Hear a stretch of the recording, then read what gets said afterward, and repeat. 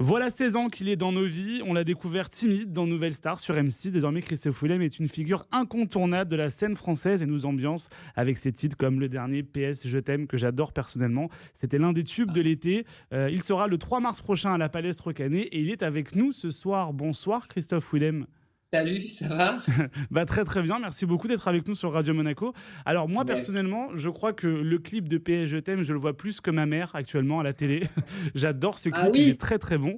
Et dans le clip, on voit au tout début la psy, je crois que c'est la même qui était dans Double Jeu, si je dis pas de bêtises. exactement, ouais, ouais, tout à Et, fait. euh, et d'ailleurs, vous lui dites dès le début, je pense que je vais arrêter nos séances. Et je trouve que c'est un moment assez fort parce que du coup, ça veut dire que le Christophe Willem de 2007 versus celui de 2022, il est totalement différent. Ben écoute, non mais c'est parfait, hein. Là, tu as totalement bien décrypté le clip. Mais non mais c'est vrai que si tu veux, je trouvais que c'était un bon clin d'œil. En fait, quand Slimane a proposé cette chanson PS Je t'aime, on avait travaillé dessus en studio. Je trouvais qu'il y avait quand même, sur le côté de la voix aiguë du refrain, il y avait un peu une similitude avec Double Jeu, et j'avais jamais vraiment voulu refaire ce genre de truc-là. Et là, je trouvais que c'était vraiment, vraiment bien fait, il faut le dire. Il faut dire que Slimane a vraiment beaucoup de talent. Ouais. Et du coup, quand on a commencé à travailler sur l'idée du clip, je trouvais ça plutôt drôle de dire, bah voilà, on m'a connu, pour ceux qui n'ont pas connu la Nouvelle Star, mais qui ont vu le premier album, on m'a connu avec cette thérapie de groupe, avec cette psy au tout début, qui est vraiment incroyable. Cette actrice, elle est démente. Ah, elle est Et je trouvais géniale. ça... Ah non, mais elle s'appelle Sylvie Laguna, cette fille. Mais, et le pire, c'est que quand on l'a contactée pour faire le clip de PS Je t'aime, donc je lui explique, je dis voilà, l'idée, ce serait de dire que après toute cette thérapie de groupe qui a duré genre 16 ans, je vous revois en entretien individuel et je dis bon bah c'est bon quoi, on va passer à autre chose parce que j'ai l'impression que je raconte toujours la même chose. Et c'était ça vraiment l'idée. Et elle me dit mais vous savez c'est dingue. Elle dit elle a fait plein de films cette actrice. Elle dit mais pendant des années je croisais des gens dans la rue on me disait oh, mais vous êtes la psy de Christophe Willem dans Double Jeu. Et elle dit mais c'est dingue comment ce clip et cette chanson a vraiment impacté les gens. Et je trouvais que c'était cool de faire ce clin d'œil, tu vois, des années après, parce qu'il y a eu aussi beaucoup de temps entre l'album Rio et Panorama, et donc je trouve qu'il y avait un peu toute cette remise en question, et c'était cool de la mettre en image comme ça. Justement, c'est important de le dire parce que moi, ce que j'aime chez vous, Christophe, c'est que vous êtes voilà, un peu un livre ouvert. C'est-à-dire qu'en gros, vous vous racontez à travers vos chansons. On a pu voir votre évolution dans un télécrochet. C'est vrai, on vous a découvert dans un télécrochet et on vous a suivi d'année en année. Et c'est vrai que le dernier album, et vous en avez beaucoup parlé, n'a pas vraiment marché. Rio, ça a été une grosse déception pour vous. Comment vous expliquez, en fait, maintenant, avec le recul, que ça n'avait pas forcément marché alors qu'au début, ça cartonnait. J'ai vu 750 000 exemplaires vendus pour le premier album. Comment ça se fait que ça n'a pas pris, la mayonnaise n'a pas pris pour cet album-là particulièrement?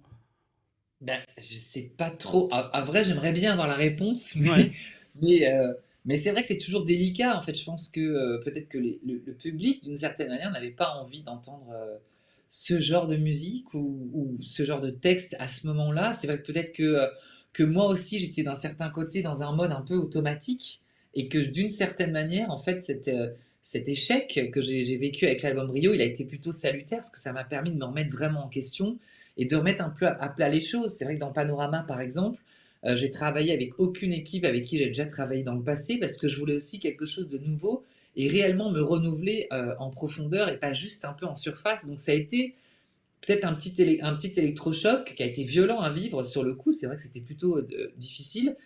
Et en même temps, voilà, aujourd'hui, je pense que l'album Panorama n'existerait pas sous cette forme s'il n'y avait pas eu cet épisode avec Rio. ouais. Est-ce qu'on hésite justement avant cet album? Enfin, j'imagine que ça met un coup de pression parce qu'on se dit, vu que ça n'a pas trop marché, là, il faut vraiment que. Enfin, j'ai pas forcément le droit à l'erreur. Est-ce que vous étiez beaucoup plus exigeant avec vous-même ou au contraire, vous vous êtes dit, allez, on y va et on verra si ça prend ou pas? Alors, il y a eu les deux. En vrai, au tout début, je ne savais même pas si je voulais faire un autre album, pour être Ouais. vraiment honnête, Ah, parce vous que avez j'étais pensé quand à même arrêter du coup? Ouais, ouais, ouais. Ouais. À un moment, j'étais quand même juste, en fait, au moment où le confinement a démarré, parce que la tournée s'est arrêtée quelques mois avant, et quand le confinement a démarré, je me suis retrouvée chez mes parents, dans ma chambre d'ado, donc il y avait quand même beaucoup de paramètres, et je me disais, bon, bah, peut-être que j'ai fait le tour, peut-être que la magie ne prend plus, ou que ce que je propose ne plaît pas, et donc c'est vrai que c'était assez difficile pour moi à ce moment-là, mais désolé, j'ai ça qui se met Pas à grave. sonner maintenant, super. C'est pas grave. Donc c'est vrai que c'était assez difficile pour moi à ce moment-là. Et donc je me suis posé cette question-là. Et finalement, voilà, coûte que coûte voulu travailler sur cet album, mais cette remise en question, elle a été bénéfique en fait. Voilà, c'était important pour moi de Elle mettre vous a tout fait à du bien. plat. Elle vous a fait du Ouais, bien. ça m'a fait quand même du bien, ça m'a fait du bien. Alors effectivement, un échec fait toujours du bien une fois qu'on arrive à en tirer un enseignement. Ouais, c'est Sur le ça. coup, ça fait pas du tout du bien, C'est on va être facile à très dire clair. avec le recul, mais c'est vrai que sur le moment, on se dit pas, ça fait du bien, j'imagine. Exactement. Ouais. Waïb. On l'a dit tout à l'heure, c'est Slimane qui a écrit le titre PS Je t'aime. Est-ce qu'il y a d'autres artistes de cette nouvelle génération avec qui vous n'avez pas encore collaboré qui vous donnent envie? Avec Ah, qui il y en a travailler, plein. bien évidemment. Non, mais il y en Rien a à voir, oui, plein. oui, Oui, qui me donne envie, évidemment. La question pouvait porter à confusion, mais non, non, bien sûr. on parle bien de chanter. On est bien Exactement, Mais d'accord. exactement, exactement. Euh, bah non, non, il y en a beaucoup. J'aime beaucoup Juliette Armanet. Ouais. Je pense que c'est une des artistes qui est la plus. Je trouve qu'elle a un côté assez sophistiqué et en même temps qui a quelque chose d'assez animal dans ce qu'elle fait. Donc j'aime vraiment beaucoup Juliette Elle a Armanet. J'aime écrit pour beaucoup Kenji, Iseult. si je dis pas de bêtises récemment. Je crois qu'elle a écrit pour Ouais, Kenji, ouais, c'est un ouais, titre j'ai avec. vu qu'elle avait fait un titre. Ouais. J'aime beaucoup Iseult, Ouais. dans un autre registre. Qui j'aime d'autres? Il y en a beaucoup, hein, des artistes en ce moment, je trouve. Clara Luciani, je trouve c'est hyper intéressant. Dans un autre délire, rien à voir, mais Damso, je trouve c'est vraiment bon. Parce Ça que je serait trouve qu'il y a énorme. toujours. Mais même une collab, je pense, en chanson serait énorme en fait. Damso, Christophe Williams, ça serait fou. Bah, en tout cas, j'aime beaucoup son écriture. Voilà, Ouais. Damso, je trouve qu'il y a toujours un truc. C'est très, très aiguisé ce qu'il fait et musicalement, c'est toujours pointu. Donc je trouve que Damso, c'est vraiment très bien. Par C'est exemple. cru aussi, c'est très cru aussi, Damso. Ouais, C'est- c'est très cru, mais c'est très cru dans son registre. Après, Ouais. moi, par rapport à Panorama, ce que je raconte dans cet album, il y a un côté très cru aussi et qui est très direct. Après, moi, c'est plus de la pop. Donc, si tu veux, il n'y a pas le côté. Il n'y a pas le côté. Oui, il n'y a pas des mots hyper violents dedans. Mais Ouais. en même temps, si tu veux, quand j'écoute Damso et que j'écoute ce qu'il fait, je suis pas. Si tu veux, pour moi, c'est pas cru pour être cru. C'est cru pour servir un propos. Et donc, Ouais. c'est quelque chose de constructif, en fait. C'est vrai. Donc on le disait, vous serez le 3 mars prochain à la Palestre au Canet, très belle salle sur la Côte d'Azur. Christophe Willem, pour ceux qui ne l'ont jamais vu sur scène, ça ressemble à quoi? Oh là!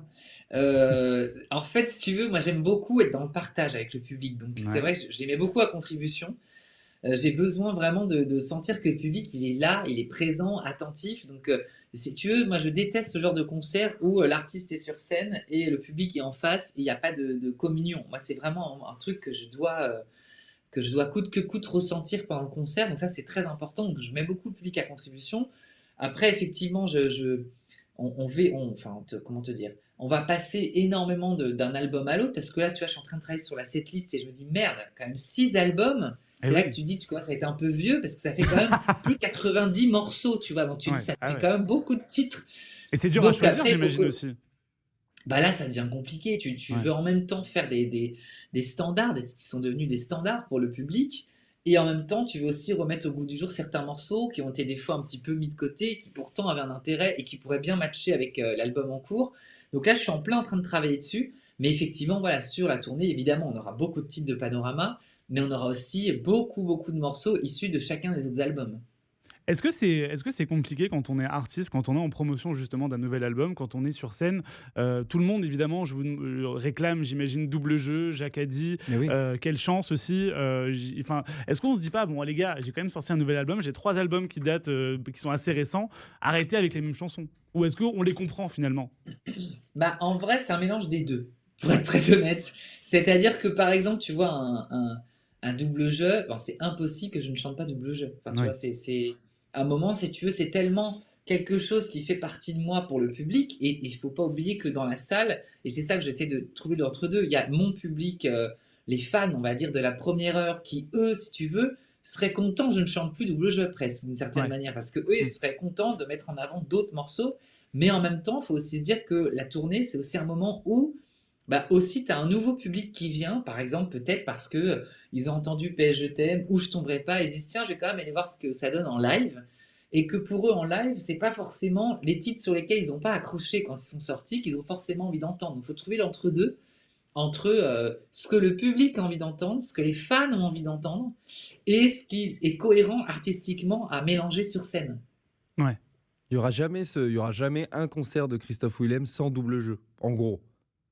Bah, si tu Pareil veux, compliqué. je m'auto-vanner, mais je le dis, mais je m'auto-vanne. Si tu veux, à un moment, double jeu, c'est genre Vanina de Def, quoi, tu Ouais, vois. ouais. C'est là que du Connemara de Michel Sardou. C'est-à-dire que s'il n'y a pas Non, ça, mais on c'est se dit. ça, Ouais, c'est Born to Be Alive, si tu veux, tu vois, ouais, je suis ouais. obligée de chanter. Et en même temps, c'est fou parce que, effectivement, sur le papier, tu dis, oh là là, c'est pas possible quand même. Mais après, la vérité, c'est que euh, quand tu vois avec quel enthousiasme les gens réagissent et dans leurs yeux, à quel point ça les ramène à cette époque, à 2006, à 2007, à quelque chose d'une nostalgie qui est tellement douce pour eux qu'en même temps, tu te dis, mais c'est tellement beau de voir ça que dès que la chanson elle démarre, même si tu peux être des fois un peu saoulé de chanter toujours les mêmes chansons, quand la chanson elle démarre, c'est tellement instantané de voir l'élan que ça crée dans le public que d'un seul coup ça te booste et que tu as envie de leur chanter le mieux possible en fait.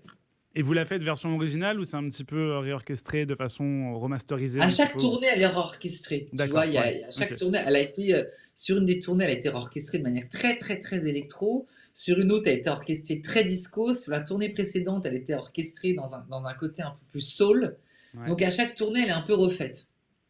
On parlait du public et de la communion avec le public. Est-ce que vous diriez que le public du Sud est particulier? Est-ce qu'il est plus chaleureux? On sait que le public du Nord est très très chaleureux.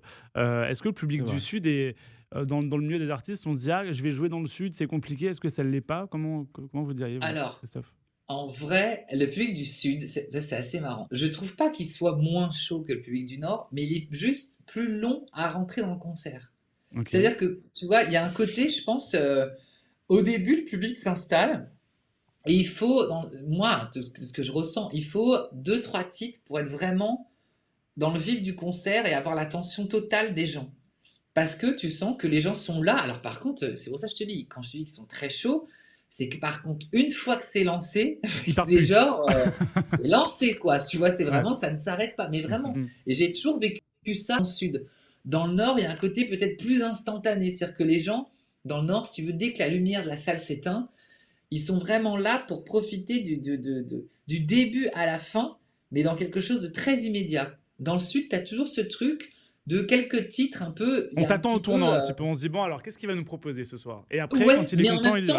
Ouais. mais en même temps, tu vois, je trouve ça excitant parce que tu as un Mm. petit côté dans le sud qui est un peu plus de, bon alors, qu'est-ce qui va nous sortir? Il faut qu'on convainque, tu vois, tu vois ce Ok. que je veux dire? Et Ouais, donc du ouais, bien coup, sûr, bien sûr. bizarrement, je trouve que dans le sud, quand je suis en concert, t'es plus dans un truc de séduction et ça te donne, enfin, ça te pousse à vraiment aller chercher en toi des trucs que tu fais pas forcément ailleurs, en fait. Et je trouve ça plutôt excitant. Il y a quelque chose qui nous a beaucoup touché avec l'équipe, Christophe, on doit être honnête. On a regardé votre masterclass à la Star Ah Academy oui. avec Waïb et Océane qui n'est pas là. Mais on s'est dit, vraiment, j'ai trouvé hyper touchant parce que vous étiez dans la transmission.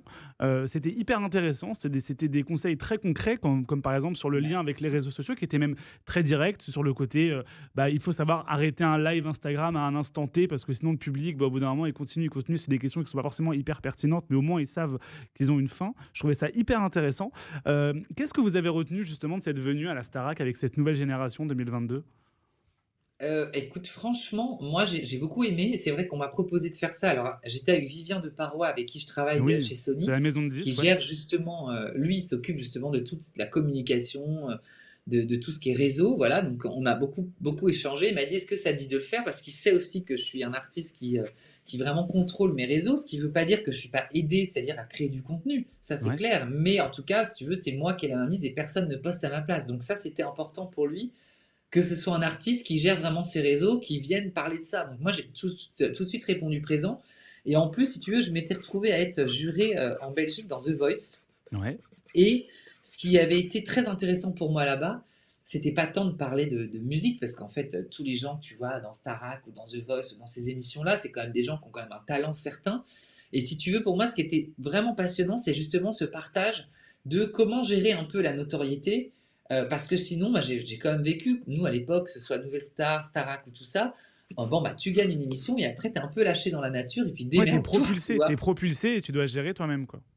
Exactement. Mm. Et donc moi, j'étais vraiment dans ce besoin-là de partager ça avec les talents que j'avais dans The Voice. Et donc du coup, quand on m'a proposé de partager tout ça avec les candidats de la Starac, j'ai fait vraiment avec plaisir. Et j'étais, tu vois, bah, comme tu disais, j'étais vraiment sans filtre dans un Ouais. truc, bah non, il faut expliquer ce que c'est réellement. tout en sachant que le public aussi regarde l'émission et donc que le public comprenne aussi en retour, des fois, pourquoi, par exemple, on va pas répondre à des messages privés, parce que tu sais très bien que ça va engendrer tout un tas de choses et que c'est extrêmement compliqué de le gérer. C'était important pour moi d'expliquer tout ça et surtout de leur expliquer à eux qui sont justement d'un coup propulsés comme ça, en leur disant que bah, du jour au lendemain, vos réseaux sociaux qui étaient entre vos potes et vous, ça va se retrouver entre vous et la France entière en Mais fait. oui, Et bien donc sûr. ça change quand même énormément de paradigme. On voit quand même que Christophe, vous avez l'habitude des télécrochets musicaux. Enfin, il y a eu La Nouvelle Star, là où vous avez commencé. Vous êtes The juré à The Voice. Voice, venir faire des masterclass à la Star Academy. Est-ce que, par exemple, vu que c'est en pleine explosion maintenant, cette reprise de la Starac, être prof là-bas, ça vous intéresserait ou pas? Alors c'est marrant, j'ai jamais pensé. Non mais vraiment, j'ai jamais pensé à ça. Alors tu vois, prof, ça, je pense que ça pourrait me plaire en fait. Ouais. Bizarrement, ça pourrait me plaire d'être prof. Plus que, on m'a parlé l'autre jour on m'a dit, est-ce que si Nouvelle Star refaisait une émission, Mm. parce on a tourné il y a Oui, il y a une émission quelques temps, les anniversaire, oui. 20 ans, Ouais. Ouais. et donc ça va être diffusé un peu plus tard, mais bah, tu vois, dans Nouvelle Star, ce qui m'a beaucoup, ce qui me frustrait beaucoup par rapport à The Voice ou Starac, c'est de pas être coach, de pas accompagner les talents. Tu vois, Nouvelle Star, le jury, il était juste là pour dire j'aime ou j'aime pas. Ouais, c'était Mm. vraiment du jury, quoi. Ouais. Et c'était en Voilà, bleu, et en donc, rouge, et c'était un avis binaire, et il n'y avait pas forcément d'explication bah, derrière ou pas. c'est ça, que Mm. c'est vrai que dans The Voice, il y a une explication, et dans Starac, pour le coup, bah, être prof, il y aurait vraiment un accompagnement total. Après, prof dans quel domaine? Je pense qu'ils ont déjà des profs très compétents et très bien, donc je sais pas comment, mais pourquoi pas? Non, mais il y a plein, vraiment, vous avez bien cerné ça. Je trouve qu'il y a plein de registres dans lesquels vous pourriez exceller en fait en tant que prof, Christophe. À la fois l'expression scénique, à la fois le chant, à la fois la tessiture, à chaque fois je pense qu'il y a plein d'éléments sur lesquels vous pourriez. Je crois que visiblement, on ne veut pas citer la danse. Je sais pas ce qui se Oui, passe je au niveau pense de... que la danse, on va la laisser de Non, mais côté. Yanis Marshall, il est incroyable, on va pas se C'est vrai. mentir. Oui, mais il est adorable en plus, c'est Ouais, quelqu'un ouais. d'hyper. Enfin, c'est quand même un mec, c'est une sommité, Yanis Marshall, en termes Ouais. de Corée. Non, mais c'est vrai, donc je trouve ça génial qu'il le fasse, quoi. Vraiment. Bon, et cette promo 2022, vous êtes venu sur le plateau. D'ailleurs, vous étiez souffrant quand vous avez chanté. Vous avez même dit soyez C'est au indulgents, bout les du amis du... rouleau, là. Ouais, soyez indulgents, les amis du public, parce que j'étais pas bien, mais vous avez quand même fait le show. Est-ce que vous êtes d'accord avec la gagnante, Anisha, ou est-ce que vous aviez, vous, un chouchou, peut-être sans forcément dire qu'Anisha était pas bien, mais est-ce que Non, vous étiez... en vrai, j'avais pas forcément de chouchou. Moi, en plus, j'y suis allé, si tu veux, assez tôt. Ouais, donc Donc, il y avait tout le monde. Ouais, moi, en c'était fait, compliqué. ouais, il y avait tout le monde. Il y avait Chris, Stan, Mhm. avec qui j'ai chanté. Donc j'avais pas forcément. Il y avait des personnalités qui se dégageaient, Ouais. clairement. Après, bizarrement, moi, c'est vrai que quand j'y étais allé, je trouve que. Mais bon, c'est que mon avis qui vaut ce qu'il vaut, mais je trouve que Julien avait quand même beaucoup de charisme. Ouais. Alors que Voilà, je trouve qu'en fait. beaucoup lui sont tombés dessus en mode bon bah il est un peu feignant, Je m'en il est un peu foutiste je m'en même. Ouais, foutiste. je sais, mais après, je te parle vraiment pas artistiquement. C'est Ouais, vrai que quand j'ai fait cette masterclass, tu vois, il y avait donc, les talents devant moi. ouais, Et c'est vrai que tu te dis, tu vois, et t'as des gens. Je trouve que Julien, dans la pièce, il dégage une aura qui était vraiment. Il est présent, quoi, une présence. Et je trouve ouais. que, en tant qu'artiste, c'est vraiment quelque chose d'important d'avoir cette présence. Donc, voilà, c'est juste ça. Après, tous étaient intéressants, mais je parle vraiment en termes de présence. Je trouve que Julien était très présent. Est-ce qu'il y a aussi un autre événement aussi auquel vous participez? Vous avez participé 13 fois. Est-ce que vous voyez de quoi je parle? Attends, 13 fois. Les Restos du Cœur. Exactement, les enfoirés. Est-ce que vous ferez partie de la promo 2023? Ça sera à Lyon en janvier. Est-ce que vous en serez? Oui, alors justement, là, je suis en train, en plein d'essayer de jongler parce que ce qui se passe, c'est que là, à partir de jeudi, là, je fais la pré-prod de la tournée et à partir Ouais. du 2 janvier, je suis en répétition de la tournée parce qu'elle démarre juste après Les Enfoirés. Eh oui. Donc c'est vrai que là, je suis en train de voir justement avec eux parce que je vais sûrement venir, mais je vais pas, à mon avis, faire la semaine totale parce que Ouais. je peux pas du tout en fait, donc je suis en répétition. Donc j'essaie de trouver un entre-deux parce que je ne veux pas venir que les jours où il y a une caméra parce que je trouve ça naze. Et en Oui. même temps, j'ai un impératif aussi à essayer de trouver le juste milieu pour que je fasse mes répétitions de tournée. Donc c'est un peu le... J'y serai, mais je sais pas exactement quand. Et il y a quelque chose qu'il faut quand même. Il y a une vieille rumeur qui traîne depuis des années selon laquelle les artistes sont payés des millions d'euros. Évidemment, c'est faux. J'ai pu Ah oui, non, moi c'est parler avec totalement Anne faux. Marcassus, la productrice, et voilà, il faut quand même bien le dire parce que beaucoup pensent que vous êtes juste là pour prendre un cachet et puis se barrer. C'est un vrai travail. Vous restez toute la semaine et les shows durent 10 heures. D'ailleurs, c'est très très long les enfoirés quand on y Non, va. non, mais c'est vrai qu'il y a Mais il y a toujours eu beaucoup de mythes comme ça autour ouais. des enfoirés. Alors, je sais pas pourquoi. C'est vrai que moi, j'ai toujours fait, bah, comme tu le disais, depuis c'est 2008. Depuis 2008, Ouais, j'ai fait. ouais. Il y a quelques années où je l'ai pas fait parce que j'étais en tournée. L'année dernière, Ouais. j'y étais pas pour le Mm, coup. mm. Mais c'est vrai, j'ai fait un maximum de fois. Mais non, évidemment, on n'est absolument pas payé. Enfin, c'est complètement absurde d'imaginer un truc pareil. Déjà, déjà, si on imaginait autant d'artistes payés, je veux dire, le budget entier Oui, des enfoirés, il passerait. Donc déjà, ça n'a aucun j'avoue. sens d'imaginer un truc pareil. J'avoue. Mais non, on n'est pas payé, et heureusement qu'on n'est pas payé. Et d'ailleurs, je pense que c'est aussi peut-être ce qui fait un tri, voilà, entre ceux qui s'imaginent être payés et ceux qui disent, bah non, c'est de facto logique qu'on ne soit pas payé. On est là, justement, on donne de notre temps. Mais c'est pour ça aussi, tu vois, que des fois, c'est bien aussi de rectifier un peu les choses. C'est-à-dire que des fois, on dit oui, par exemple, tu vois, si je te dis là, je peux pas faire la semaine complète, ouais, mais c'est abusé, les gens qui font pas la semaine complète. Oui, mais en même temps, comme on le dit là à juste titre, on a aussi des impératifs parce Bah qu'on oui. a un métier à côté, donc on peut Et pas une des vie fois, d'artiste, et oui, des bien fois on sûr. est, Ouais. mais tu vois, des fois, t'es certaines années et se mobiliser des fois une semaine entière, c'est pas possible. Donc, C'est ça. si tu vois, je pouvais le faire, je le ferais avec plaisir, mais là, tu vois, cette année, c'est quand même, c'est assez compliqué. Donc, c'est vrai qu'il y a tout un tas de mythes comme ça autour des restos, mais non, vraiment, alors là, je peux vous dire très clairement, on n'est absolument pas payé au Resto du Cœur, heureusement. Mais heureusement. On a une tradition dans cette émission et on va clôturer là-dessus, Christophe. La tradition la question qu'on pose à chaque personnalité qu'on interviewe, Ah oui, c'est la question Danser avec les stars. C'est la question Danser avec les Ah, stars. on est Est-ce obligé. que tu as été contacté pour faire Danser avec les stars? Est-ce que tu aimerais ah faire bah Danser avec les oui, stars? oui, oui, mais de toute façon, je pense que dans Danse avec les stars, ils ont contacté tout le monde, hein, j'ai l'impression, parce que dès que Ouais. j'en parle, ils ont toujours été contactés. Alors, en vrai, pour dire la vérité, je Mm. trouve l'émission, c'est très joli, mais moi, je Ouais. me sentirais pas du tout à l'aise à le faire. Voilà. Pourquoi? Parce que je suis pas du tout à la base danseur, parce que je pense que quand on vient d'une Enfin, émission... Julien Lepers non plus, il était pas. Hein. Julien Lepers, il est pas cancer, il l'a fait. Non, mais je trouve que quand on vient d'une émission, d'un télécrochet, d'une certaine manière, où on a déjà, si tu veux, demandé au public de voter pour nous, Hmm. je trouve Oui, je que vois ce c'est que tu quand même veux un dire. peu, c'est compliqué de se Ouais. remettre dans une compétition autre que de la musique. Enfin, donc il y a un truc qui me dérange par rapport à moi. Après, Ouais. encore une fois, je connais très bien l'équipe qui s'occupe de l'émission, c'est Frédéric Pedrazza. Et Frédéric Pedrazza, c'était le producteur de la Nouvelle Star, donc je le connais très Ouais. bien. Je trouve Hmm. que l'émission est très belle, je trouve que visuellement c'est très très beau, mais moi je serais vraiment pas à l'aise dedans. Ok. Bon, écoute, écoutez, pardon, j'ai. Oh là, oh. Écoutez, Non, non, Christophe, on on va peut vous dire retrouver. tu, hein, parce que depuis tout à l'heure c'est où ou tu, donc on va dire Ouais, je tu sais maintenant. pas. Vous êtes un artiste, vous êtes un artiste, écoutez. On vous retrouvera donc le 3 mars prochain à la Palestre, au Canet. On a hâte de venir vous applaudir, on y sera.